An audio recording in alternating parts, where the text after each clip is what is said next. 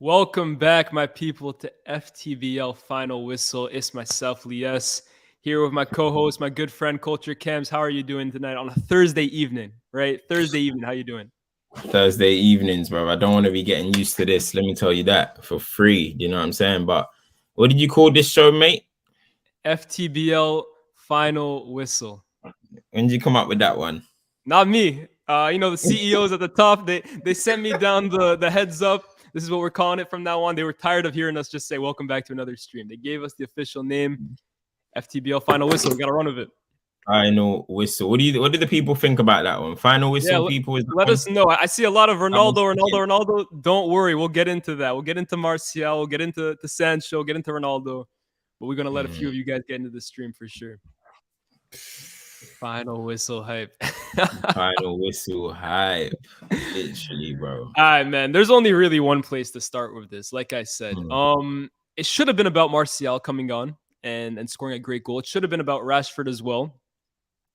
But I think it can only be surrounding one man. And it's very sad to say because we're quite literally watching, Cam, the deterioration of one of the greatest players of all time in front of our very eyes. Omonia. I don't think anyone even knew where that was before today. And hey, bro, it's like these guys were feeding him like Kobe in his last game at Staples Center, bro, trying to get him points, trying to get him goals, and it just would not go in. But it's not just the misses, right? It's even the first touches off. The knees are stiff, isn't making the runs in behind. This guy is a fraction, 1/1000th of the player that not even we saw at his peak, but even last season when I wasn't a huge fan of him, but still looked a lot more mobile than now. We're getting to a point now, Cam, where there is no excuse anyone can make anymore. He's just not at the level anymore. And if you can't do it against Omonia, how can you do it in the Premier League? How can you do it in the World Cup in December? I know you're a much bigger Ronaldo fan than I am, but let me hear your point of view on this. Bro, it's one of them ones where, like, you've got Ronaldo's 38 in it. He's 38 and he's looking 38. That's the reality of the situation. Before, Ronaldo always seemed to feel like he's defying his age. Do you know what I mean? And that was the best thing about him. Same thing with like Zlatan. You look at them and you're like, do you know what? They're defying. They're 30 something, but they're moving like they're in their early 30s or whatever. The athleticism, the jump, the spring, all of those type of things, the way they run, the pace. You still had all those type of things. But of course, now he's starting to look his age. That's just the reality of the situation. And you are 38 years old. You know what I mean? Some people are, he's 38 in February, some people are going to be like, oh, he's declining or whatever, but he's literally at an age where he should be in retirement. Let's be realistic. That's the age. At 38, you should be retired. If we're keeping it a buck, at 38, you should be retired. The fact that he's even here, we're like, okay, that's a tick to his longevity in his career. But now it's getting to the point where it's like, look, Father Time is undefeated, bro. There's not one person or one player that Father Time will never catch up to. Yeah, and it's caught up to him. You know what I mean? I think one goal this season. It's one goal this season, and that was one goal from the penalty spot. Like, yeah, I mean, it's not looking good. It's not looking good, but let's see what Ten Hag has planned for him. We already seen that he's starting to use him sparingly. You know what I mean? He's using him sparingly, and that might just be the way it's going to be until January, until he's off. Do you know what I mean? So the thing about it is that, like, the players that tend to age the best are the ones that have always been super reliant on technical ability, usually, I think Iron Robin was like the most random person that aged well. I was like, especially with his injuries, right? You would expect that and stuff. Like, it was mad. It was mad weird, right? But because he's never always been super reliant on his technical ability, he's obviously had good technical ability, but his athleticism, his IQ too, these type of things. It's a situation where it's like, when that goes, this is what you get. You look at Thierry Henry, for example, and you go back in the day. Henry, once that athleticism and that pace went, as good as Henry was technically, Kaká, once these type of things go, you start seriously. And as I said, for it to have happened at 37, 38, 36 to 38 is a credit to him. But at this point, I wouldn't start him, man. That's my personal opinion. It's a shame too, right? Because you talk about players like Father Time catches up to everyone. It's absolutely true, but not a lot of players actually. That's not true. Some players have the foresight to go out on the top. Like Zidane, for example. Forget the headbutt. He went out dominating the World Cup. Cantona as well. He knew before it was too late. Let me go out on top, winning a Premier League. And yeah, it is sad, whether you like the guy or not, to be seeing these performances week in, week out. I mean, this is a guy that in the summer wanted to leave the club to play Champions League football. Europa League barely looks his level at the moment. But at the same time, there's two guys that are really carrying United at the moment. And it's crazy because a lot of people will tell you that they've been carrying United since the post-Fergie era. And that's Martial and Rashford. And it looks like every single year, United makes it a case of trying to replace them with a Sancho or with an Anthony or with a Memphis or someone. Yeah, every single time we write them off, it seems like they got like 9 lives like a cat. Martial and Rashford were two players that every single United fan probably wrote off last season. Martial went to Sevilla and couldn't buy more than 2 goals, I believe. Rashford, we were questioning his mental health. Is this guy going to be able to play football at the same level ever again? No joke, right? But I never jumped on the mental health thing. Let me tell you that. Hey, no, like fair enough. They were talking about like, hey, is he the same guy as he was last year? Is it taxing on him? But regardless, these two have bounced back to a level where yet again, they are being relied upon by Man United to score them goals and to win them games. That first half was atrocious, Cam. We're playing against a Cypriot first division team. And I'm seeing Jadon Sancho, who we're going to talk about. I see you guys in the comments section. But again, failing to run forward 2 yards. Forget about dribble a player. That clip that went viral today of him receiving the ball on the top of the box, shaking his hips a bit, and then passing it like 10 yards back is criminal. But Rashford comes on, 7 minutes, makes more of an impact than him. Martial comes on. Tenchial, is that what we're calling him right now, bro? But it was kind of connecting for me. It was kind of playing behind the striker. It's kind of connecting. But these two the dots lyrically. Hey, bro, it's connecting, man. But these two continue to save Man United. What was really the big takeaway from their performances for you? I mean, both of them have been doing all right in spurts this season. Rashford's done well in those games, you know, the Liverpool game, Leicester, Arsenal game, you know what I'm saying? And Martial, every sub appearance he's made has been electric, bro. It's been electric, you know what I mean? And I'm impressed because usually, you know, when you come back from injury, it could take a little bit longer and stuff. But Martial has looked really good coming back from injury. And I think it's time for him to start against Everton. You know what I mean? Because he's doing everything that we expect him to. And the fact that he's scoring on top of that, because let's be honest, Martial FC, whatever they want to call themselves, let's keep it 100. There became a time where they actually started accepting no goals. They just cared about link-up play. And that is my thing that I hate. My striker needs to score goals. I don't care how you do it, score goals. Do you know what I mean? And now the fact that he's linking up well and scoring, happy days. I'm not going to sit there and criticize him. Is it 3 goals? Is it 3 goals now? Two, I believe. No, 3 against City. Yeah. A few goal contributions as well. He had the assist for Rashford against Liverpool. So he's got about 5 goals and assists in... He hasn't even played a 90 yet. You know what I mean? So one more goal and he's already surpassed his last 2 years totals. So there you go. There we go. There we go. And then people will sit there and be like, oh, you were talking on Martial. Yes. Did you just hear that stat? Of course I was talking on him. So he has to keep this up, bro. You know what I mean? It's been, 6-7 years? I still need to see the consistency, because at the end of the day, I'm putting my hat on him now and saying, yo, he needs to be Man United's 9 for the rest of the season. So literally, and in the same thing you said with Rashford, it killed me. I mean, look, you saw the difference with Rashford and Sancho in that game. Listen, as much as people want to get onto Rashford as much as they do, Rashford, if I'm a defender, I'm sorry, I want to play against Sancho all day long more than I want to play against Marcus Rashford.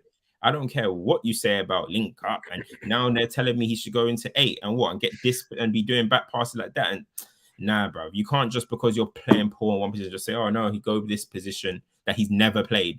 Do you get what I'm saying? Because everyone's got their fantasy hat on to try and save his career. If I'm a defender, I would rather play against Jadon Sancho than Rashford. And in the second half, it showed, bro. Simple as that. Come, run and beyond, get on the ball, move with intensity. Do you know what the funniest part was? There was a moment, I think it was when Martial tried to put Ronaldo through and then he started stumbling and all that. Actually, look before that, Rashford kicked the ball down the line, explosiveness, stopped, gave it away.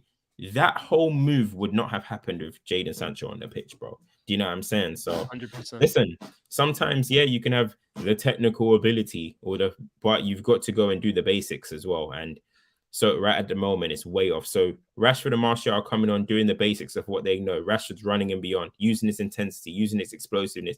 Martial's doing what he does, connecting the dots or whatever. You know what I mean? And he's putting the ball in the back of the net. That's what you can ask for right now. So I want to see them both start against Everton. I think they have to. I think when Ten Hag is making this lineup every single week, we were talking about yesterday, right? Is there anyone that's like, okay, Ten Hag relies on him every single game? I think the more and more games we play, especially in October where it's going to be busy, these two are going to be playing as long as they are fit. Just because you can rely on them at the moment. Like everyone else is giving you minutes where you're not sure if they're going to be able to score, trap the ball. Rashford, like you said, is doing the basics, stretching the pitch, pacing behind, running out players, keeping you on your toes. At the end of the day, for an attacker, that's all you can really ask. Ash, I got your super chat right here. We're going to read your other one out later when we talk about other positions. But Martial got tech and scores, best of both worlds. When he's playing like this, right, any critic of Martial in the last few years really can't say much because everyone knows that with the ball at his feet, he's brilliant. It's what he doesn't do when he doesn't have the ball on his feet. Is he making those runs? Is he bothering defenders? At the moment, he is, so you can't really say too much about it. The only thing is, I just don't want it to get to that comfortable zone. Yeah, I mean, where it's we've had this issue with many United players: Luke Shaw, Martial, McFred, like Bruno. So many players at Manchester United, even Wan-Bissaka. I mean, because in the beginning he was always mid, but it started becoming so poor once it's like he had no competition. Once Oli basically made it clear that Dallow's not got no future, it started getting worse and worse. We've seen this with the Man United players, bro. We've seen it. Yeah.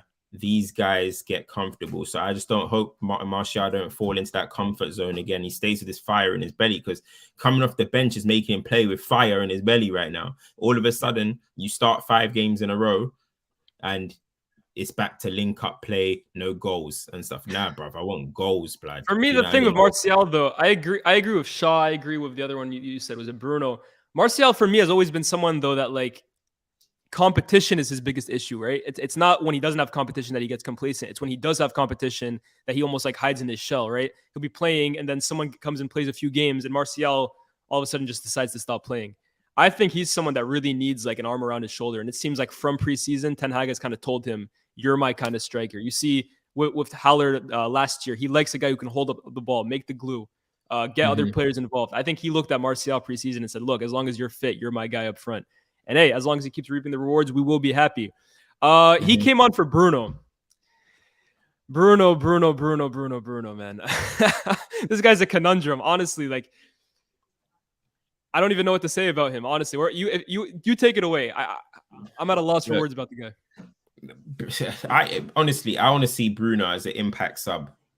I want to see Bruno as an impact sub because come off the bench and do all this wild stuff that you do, these cross-field balls, and he gets assists every now and again or whatever, right? He does.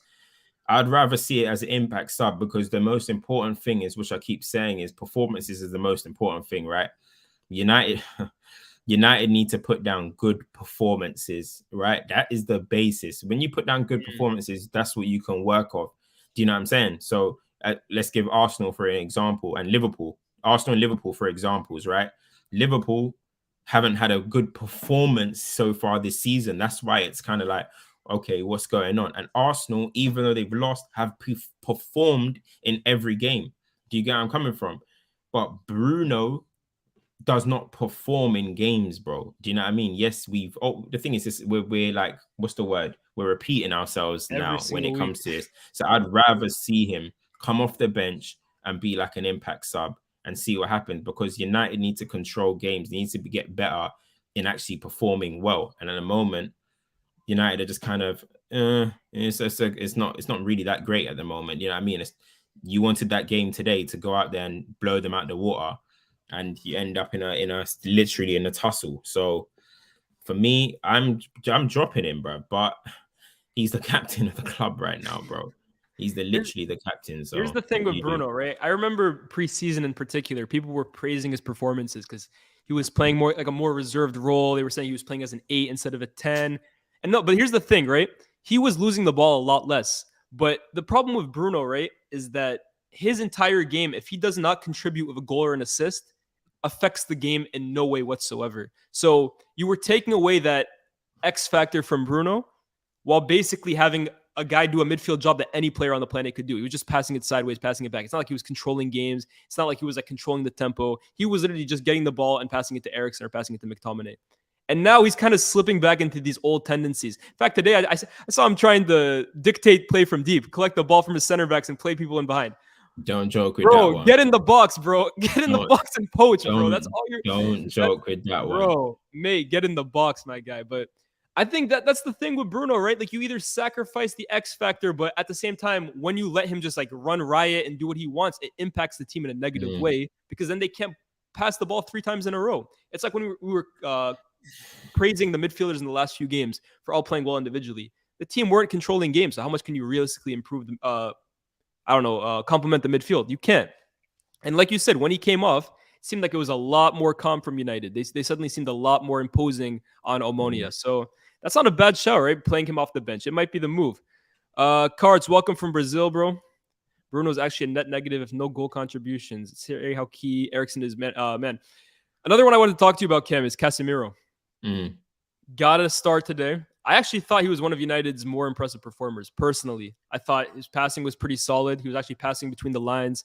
Defensively, he wasn't asked to do too much, but he won almost every single one of his individual duels. I think it was like 6 of 7 aerial duels, 4 of 5 ground duels. I thought it was a pretty impressive performance from Casemiro. I mean, don't even want to be talking about Casemiro on Thursday nights. Do you know what I mean? Like Ten Hag is talking about respect players and stuff. I respect Casemiro enough to not even want to be looking deeply into his performance against Omonia away at 5:45. Do you know what I'm trying to say? Like, it's what I expect. Everton, Onana, Gay, and Iwobi. That's where I want to see. Let's see what's going on here. Do you know what I'm trying to say? Like I was seeing, it's so funny. I typed in Casemiro's name into Twitter and I put latest just to see what people say. Some people, Casemiro is so damn bad. Casemiro has arrived. Casemiro is horrible. Casemiro. I'm like, yo, what is going on here? Do you know what I'm trying to say? All of a sudden, Casemiro puts on a United shirt and some people think he's terrible. And then some people, I'm not sitting there analyzing Casemiro versus Omonia. Honestly, I was even paying too much attention to him. Like whether he had a disaster class or a good game, it would make no difference to me, bro. I've watched years and years of Casemiro to be trying to rate him on an Omonia game, I'll be honest. But Everton, let's see what happens. That's why I want to start seeing the impact. Let's physically impose ourselves on them as well. Do you know what I'm saying? So I'm interested to see how that goes because Prem is a whole different thing. I want to see him from the off starting and we'll see. And that comment is so true. Like United do like PMP majorly, you know what I mean? Transitions. United do like that. You still haven't got that bite about them, Man United. But listen, as I keep saying to people, this is the same team that was playing last season that everybody wanted them to get stripped permanently from their contracts. Literally never want to see them playing again. It's not going to happen overnight. You know, I'm trying to say you're still going to have to wait windows and all this type of thing. So I'm just going to see how it goes. But back to Casemiro, let's see how he adapts to the Premier League tempo because I know he likes to keep it a little bit slow and you know what I mean. So, but in the Prem, they don't be having that. So it's going to be interesting to see.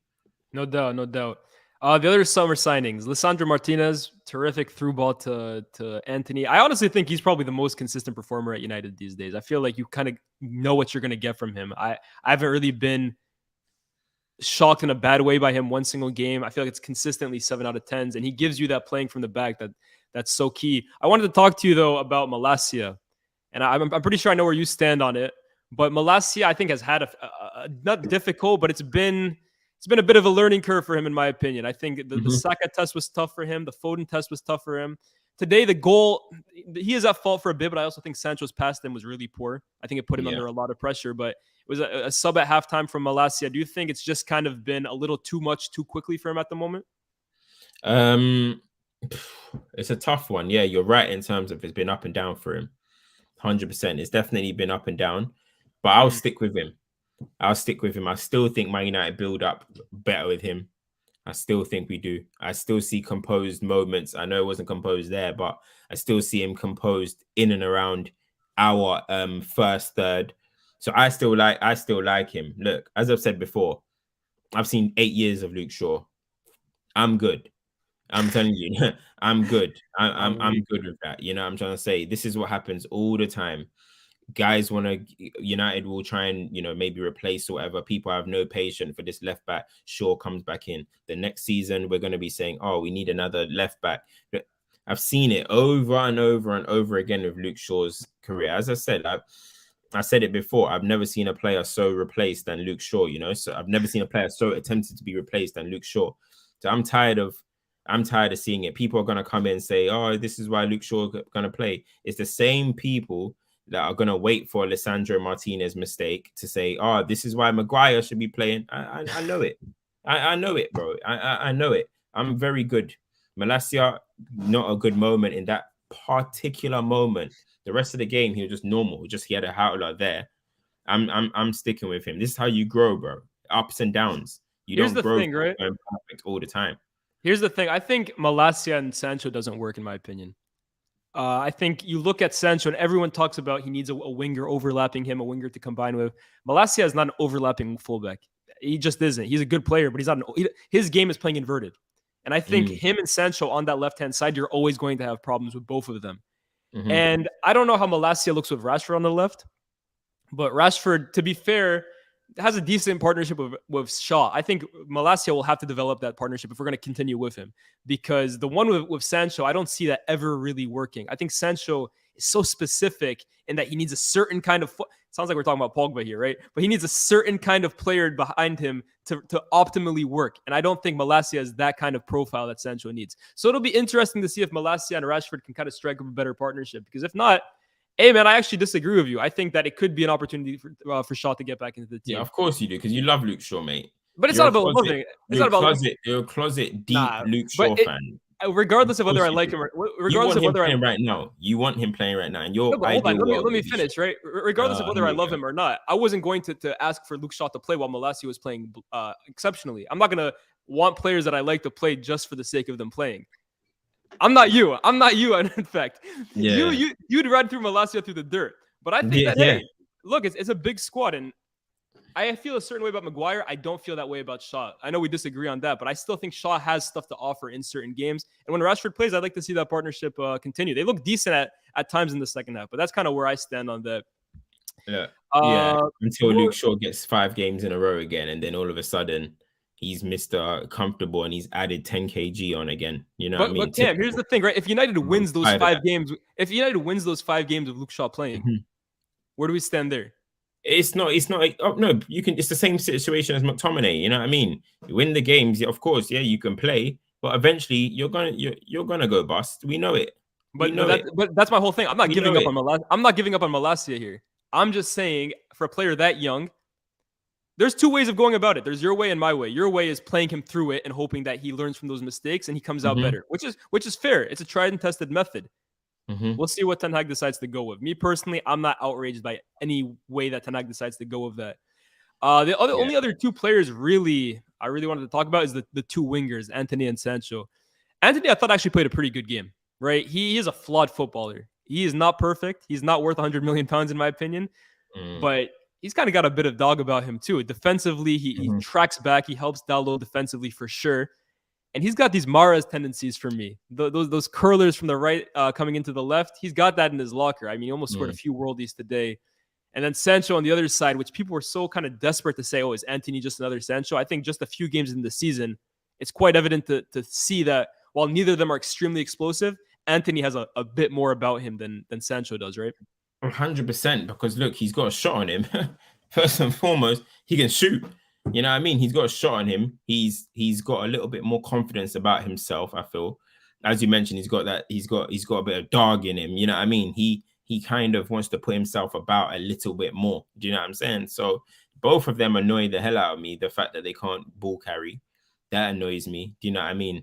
So I'm always going to be half frustrated with them from the get-go, because I'm looking at games like that. Look, it's all nice doing tippy-tappy and blah blah blah blah blah. Bro, you need somebody that can commit a couple players, bro. You need it. Sometimes you look at Man City. Sometimes you just see Foden go on a jinker, Grealish go on a jinker, even Cancelo. It's people ball carry and get through.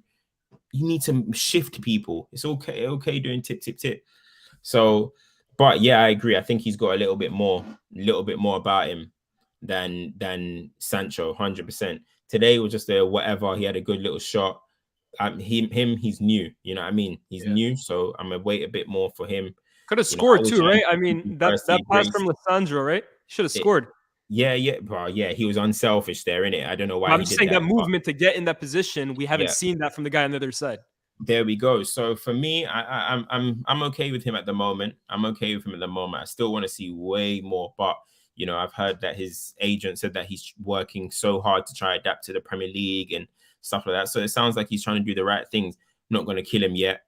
So yeah, no, I haven't really got too much to say about him. I've got my thoughts on him as a player, but you can't just have a thoughts about something and just keep hitting them over. They're here now, innit? Yeah, they're here, so let's see what he can do. So I'm interested to see that. Sancho.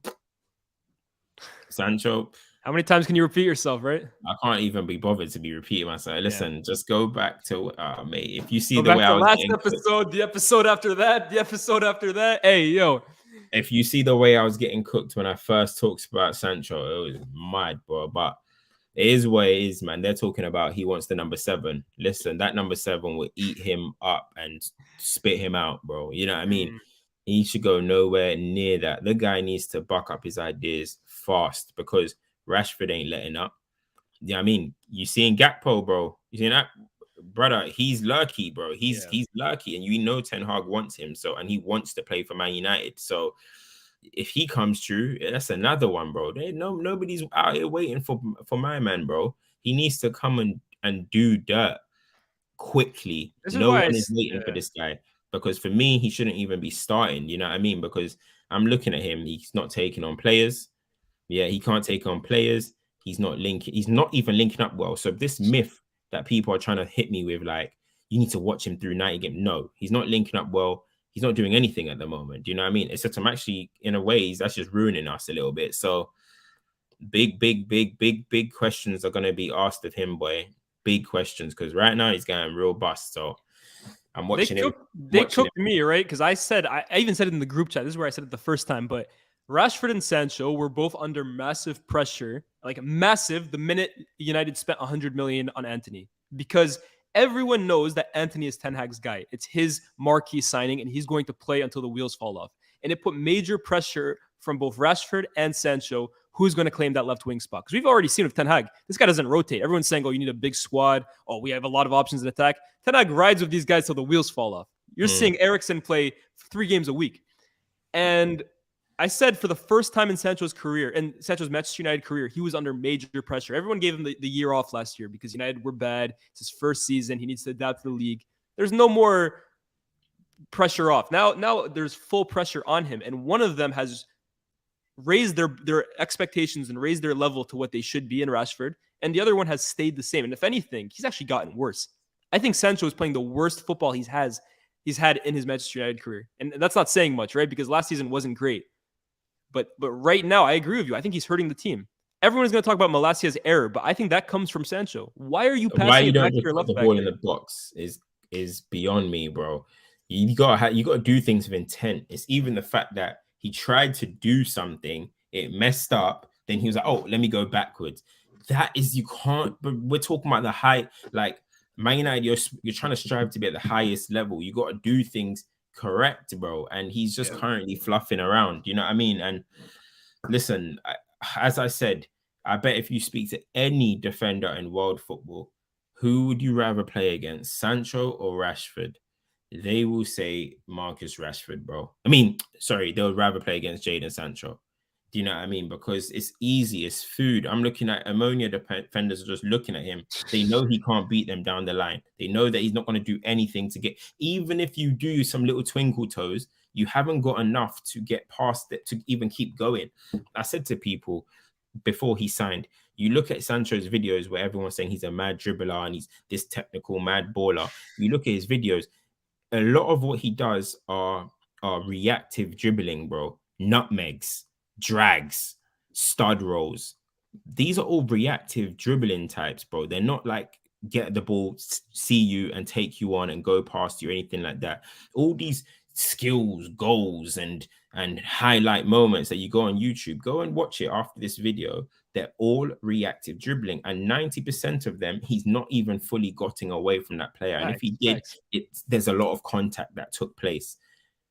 Those type of players, or what you do in the five-a-side, you know what I mean? Nutmegs, drags, studs, whatever. That's what you do in cage. But when you're on actual pitch, you need someone that can get on the ball and ball carry. You know what I mean? And I don't want to keep talking about Grealish or Foden or whatever, but they can move. There's contemporaries, bro. You have to compare him to those kinds of guys. Those are the guys he's supposed to be competing against for the England spot. First of all, he's miles off that. Yeah. Saka too. Saka, Grealish, Foden, they can get on the ball and just move. I'm not even thinking about them, Sam, to be honest with you. I'm thinking of guys like Harvey Barnes, right? This is a guy at Leicester near the bottom of the league. Foden, for me, Grealish, he's got a ways to catch up with them. But you're talking about any winger in the Premier League. And I loved when you were talking about explosiveness. You look at every single team in the league, they have a winger who can get past you.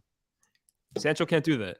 And this is the problem. And I said it, like the top wingers in the Premier League all have that kind of thing. And if they don't have that, they're ball dominant type players. Do you know what I'm trying to say? If they're going to play on the wing, they like to get the ball to feet. Like when Bernardo's on the wing, for example, right?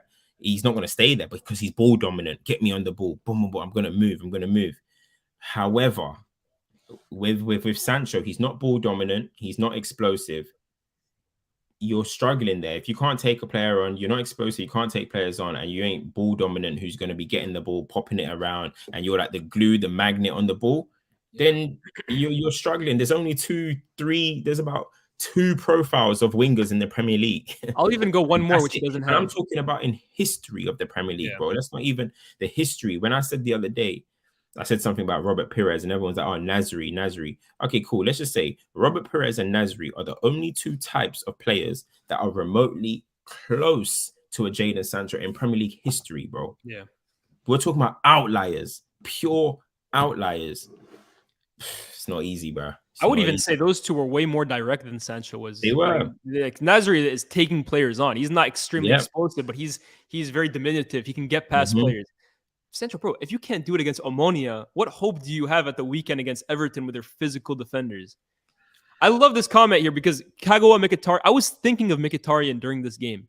He is reminding me so much of Mkhitaryan's season at Man United, where there was so much hype around him. He was coming off almost a very identical Sancho season. It was like 20 goals, 15 assists. He had a crazy season at Dortmund. He came to United, and bro, I remember this guy was trying nutmegs every 10 seconds. He couldn't get one off. I'm seeing hella Mkhitaryan at United vibes from Sancho right now. And hey, same team. Dortmund keep finessing us, bro. We got to stay away from them. It's not about Dortmund though, bro. Like, because if, for example, a Marco Reus, for example, if he stayed fit and United signed him, he'll be good. If a Jude Bellingham, for example, got signed, he'll be good. Man United are targeting unathletic players. I keep saying to people, the reason why the Premier League is one of the toughest leagues in the world, just look at what every player that comes into this league say. So intense. It's so much hard work. None of them come and say, oh, it's the most beautiful passing league in the world. They all say, yo, it is intense. You know what I'm saying? United signing Kagawa, Mickey, and Sancho. Come on, man. I haven't kicked ball in how I'm more athletic. I'm more athletic than them. Hey, yo. It's crazy, bro. You've got to have that kind of athleticism around you, bro. That's why the Premier League's a tough league, and that's why average players in the Premier League, some average players thrive. Do you know what I mean? I'm not going to name names, but you get some average players, they get England call-ups and that, but realistically, they're average. You know what I'm trying to say? But they can eat in the Premier League because that's all they're suited to it. People ain't realizing this type of stuff, man. Yeah, I wanted to just highlight this as well. Cody Gakpo today, who's balling out this year, is the first player to score 10-plus goals and 10-plus assists in the top 7 divisions this season.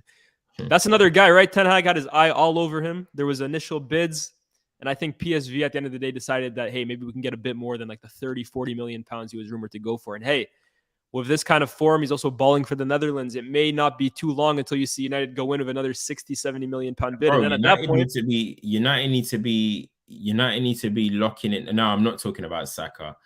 I'm not talking about Saka.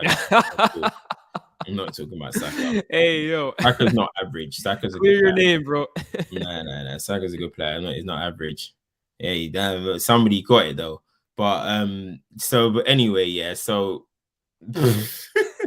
no comment, but no comment. But what was I saying? Yo, listen, Gakpo, United need to be trying to tie that deal up now with the fee now. Even if it means you have to overpay a little bit, just put a little 10 on it or whatever, right? And secure it now.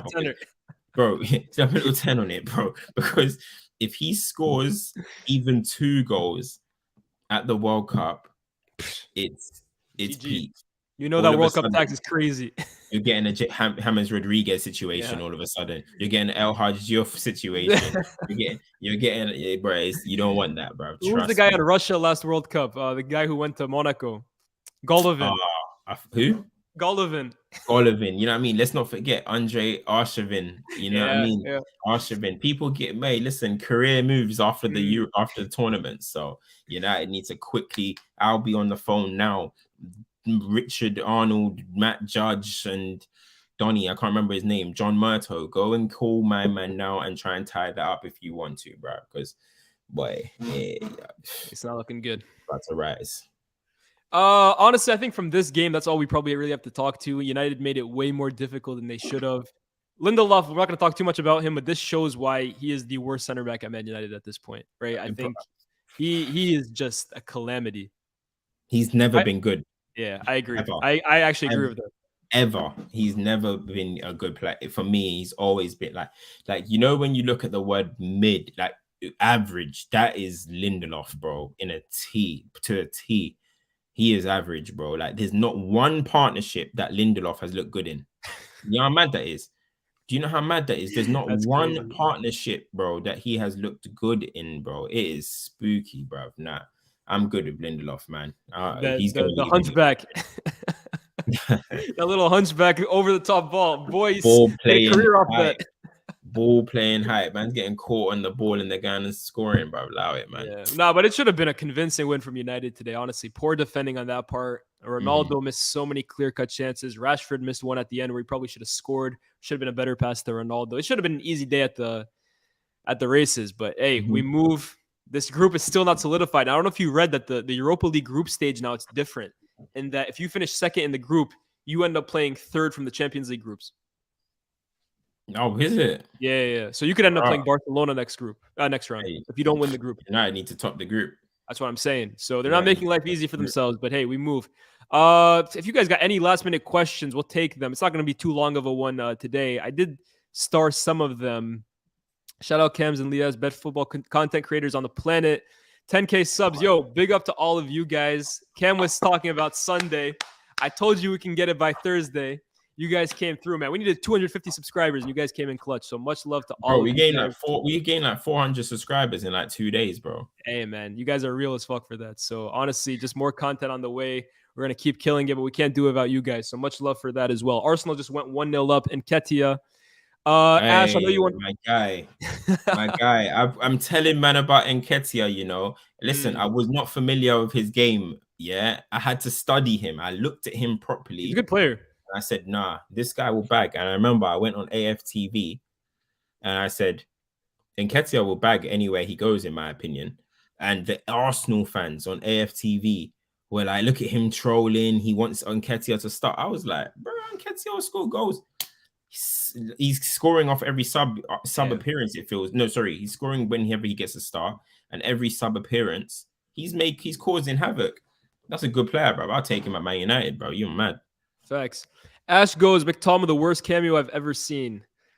I didn't really pay too much attention to McTominay when he came on, to be honest. I think like everyone was so kind of caught up in the Ronaldo show the last 10-15 minutes that I honestly wasn't even paying attention to McTominay, so I can't really comment too much on it. But yo, shout out for the super chat, bro. Thank you.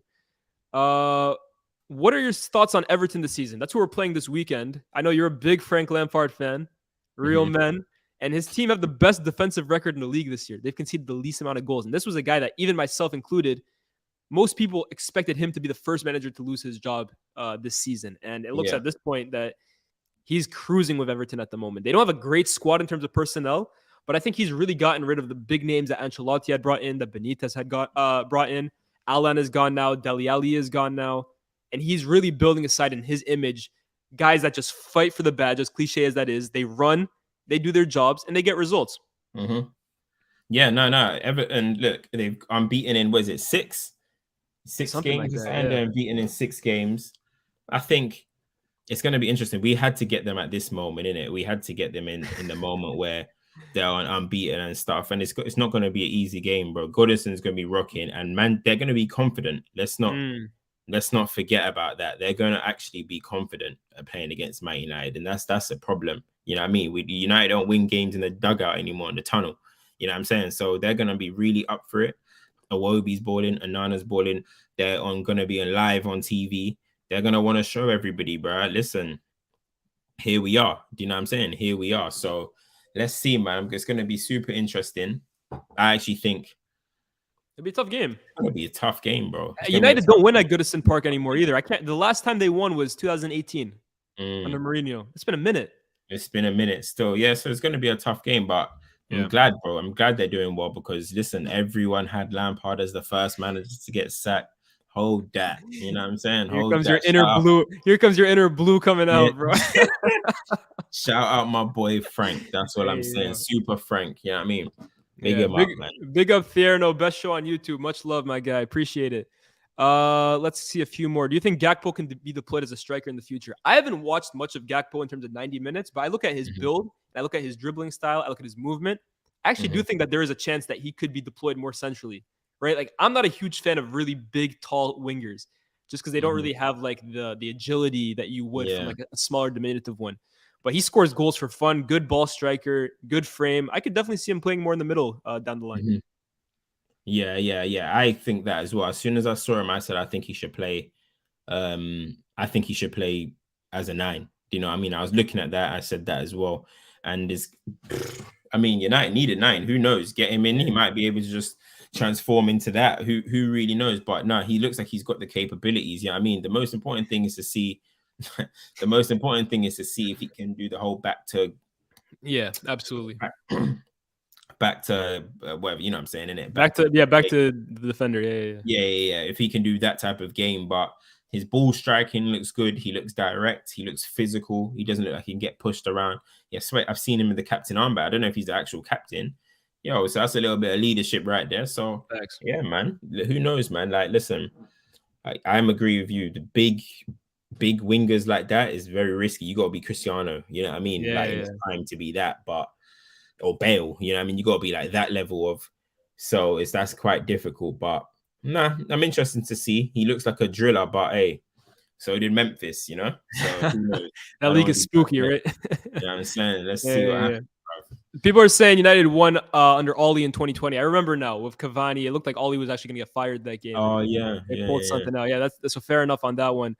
Shout out to Hey Nomadic, becoming one of my favorite match reaction shows. Looking forward to more from you from a female Chelsea fan. Big up. Thank you so much. We'll take a few more until we guys let you go. If you guys got any last minute questions, Lias, do you think Amin Gouiri would cook in the Prem? Nah, I think he needs to stay more in Ligue 1. He's a good player, but you got to develop a bit more. What wingers would you consider United buying? Gakpo, if you consider him a winger. I don't think United should continue looking for wingers, though, honestly. I think you just spent 100 million on Anthony. You have Rashford there already. United needs to buy deep-lying midfielders, guys that can control the tempo of games. They're allergic to those kinds of players. Go target one of those. They spent so much time on Frankie de Jong. They didn't get him. Go find alternatives. That's what I would focus on if I'm United. What wingers would you consider buying for you? What wingers? Nah, it's a tough one. You got to really see what's out there right now. Yeah, I mean, listen, you see me, I'm always telling scouts, go to Brazil, bruv. Go scout in Brazil. There's talent up in Brazil. Defensive midfielders. There's flipping wingers. There's attackers. Listen, I'll be going straight to the Brazilian Premier League or whatever and trying to scoop whatever's there, bruv. Let me tell you that. I need my scouts to get to work, mate. Cam, why are you not on the layout hype? I like this question. I'm just not on the hype right now. You know what I mean? I'm just not on the hype. I need to see more. I think he's a good player. Don't get twisted. I'm not going to say he's a bad player, but there's still some tendencies that don't quite sit with me. I still see some things where I'm like, I don't know. So I'm waiting to see more. You get me? I'm just not going to jump on the hype straight away. When I do, You guys will see. I tweet. But until then, nah. All right, I'll rather sit on this side. Well, we'll answer this last one right here. Ericsson, because I see a few people asking it. Ericsson looking like he's wearing down. Thoughts on him? I think there's a danger that they could wear him down, to be honest with you. Yeah. I think everyone who watched Ajax consistently, Cam, I don't know how much you heard of this. Their main criticism of Ten Hag is that he doesn't rotate that much. It's the same 11 to 13 players every single game. And I don't think United, in midfield in particular, have enough depth have enough, I don't know what the word is. Like, they're going to end up becoming too over-reliant on Ericsson. I think that it could definitely impact him physically. Because already, like we were talking about the other day, he's not the greatest, most physical specimen already. So, yeah, I worry about that side of it. Like we were talking yesterday, we were both expecting to see Casemiro and Fred play against Omonia. I think it would have been a perfect opportunity to do so because now Ericsson is going to play another 90 minutes against Everton. He's going to play another 90 minutes in midweek after that, another 90 minutes on the weekend because we need him. So I think any opportunity they can get to rest Ericsson, they have to take it. And I think it's a missed one. Listen, as I said it in the last show, I think, that we did about United. There's about 9 games in October. Yeah. So there's going to be times where we're not going to see Ericsson, bro. And I want to see Man United in those moments because it might not be pretty. You know what I'm saying? So listen, he can't play all 9. So he's gonna end up getting that type of rest. And let's see what happens when that happens, innit? Definitely. All right, guys, we're going to sign off from here. Thank you guys so much for tuning in. We had 250 people for a Europa League game. That's very impressive. And honestly, like the progress we're making is crazy, man. 10K is a huge accomplishment. We're going to just keep going up from there. But don't forget to like, don't forget to share with all your friends. Let them know that myself and Cam, all our content is going on here from now on. Make sure you subscribe. 15K is the next benchmark. And hey, I think that's all we got to say, right? Yeah, for sure, man. As he said, like, share, subscribe, turn those notifications on because we're going to be active. Again, Stoppage Time is now on FTBL as well. So keep your eyes peeled. But yeah, man, Thursdays, here we are. So we'll be back again with this show next Thursday. And we move, man. Love for everyone tuning in. We'll catch you guys. Peace.